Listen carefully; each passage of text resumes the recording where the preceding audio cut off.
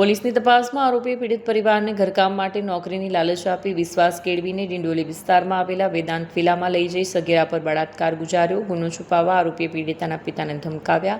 તારા જૂના કેસ ફરીથી રીઓપન કરાવી દઈશ. ઘટનાની જાણ થતાં સચિન જીઆઈડીસી પોલીસ હરકતમાં આવી ગુનો નોંધાયાના થોડા જ કલાકોમાં આરોપી વકીલ પ્રણયરાજ ગોવિંદભાઈ રણવીરને ઝડપી પાડવામાં આવ્યો. પોલીસે આરોપી સામે પોક્સો એક્ટ સહિત બીએનએસની ગંભીર કલમો હેઠળ ગુનો નોંધ્યો છે.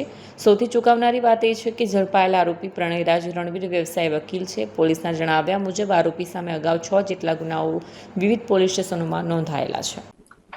ગઈકાલે 13/7/2026 રોજ આ કામના ફરિયાદી શ્રીએ જીઆઈડીસી પોલીસ સ્ટેશનમાં આવીને ફરિયાદ હકીકત જાહેર કરેલ કે પોતાની સગીર વયની દીકરી કે જે ગયા વર્ષે 12 વર્ષ અને 8 માસની હતી તેણે બે આરોપીઓએ ભગાડી તેના વિરુદ્ધમાં બળાત્કાર કરી ગુનો નોંધાયેલો હતો.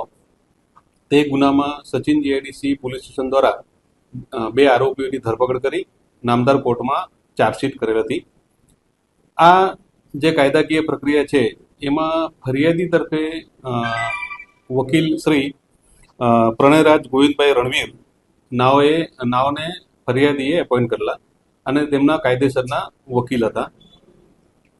આ વકીલે ગઈકાલે એટલે 12 તારીખે ફરિયાદી ઉપર ફોન કરેલો અને જણાવેલું કે તમારી જે સગીર વયની દીકરી છે એને મારું ઘરકામ કરવા માટે નોકરીએ રાખવાનું છે.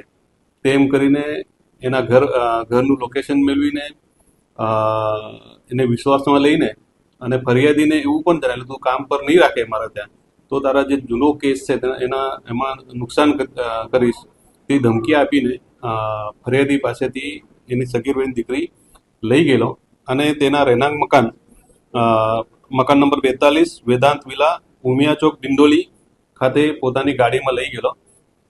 ત્યાં આગળ આ સગીર વયની દીકરી ઉપર બળજબરીથી બળાત્કાર કરી તેનો વિડીયો ઉતારી બળાત્કાર બાબતની ફરિયાદ આપતા સચિન જીઆઈડીસી પોલીસ સ્ટેશને તથા તમામ સુપરવાઇઝર ઓફિસરે મામલાની ગંભીરતા જોઈ તાત્કાલિક ગુનો રજીસ્ટર કરેલો અને તુરંત કાર્યવાહી કરી આરોપી પ્રણયરાજ ગોવિંદ રણવીરની જે વ્યવસાય વકીલ છે તેની ધરપકડ કરેલી અને ધરપકડ કરી ત્વરિત એનો મોબાઈલ અને એની ગાડી અન્ય ટેકનિકલ પુરાવાઓ ભેગા કરી આરોપીની ધરપકડ કરવામાં આવેલી છે અને આજરોજ નામદાર કોર્ટમાં આરોપીની રજૂ કરી પોલીસ કસ્ટડી રિમાન્ડની માંગણી કરવામાં આવનાર છે અને તમામ પ્રકારના સાંયોગિક પુરાવો, ટેકનિકલ પુરાવો અને મૌખિક પુરાવો ભેગા કરી આરોપીને સખતમાં સખત કેદ થાય, સખતમાં સખત સજા થાય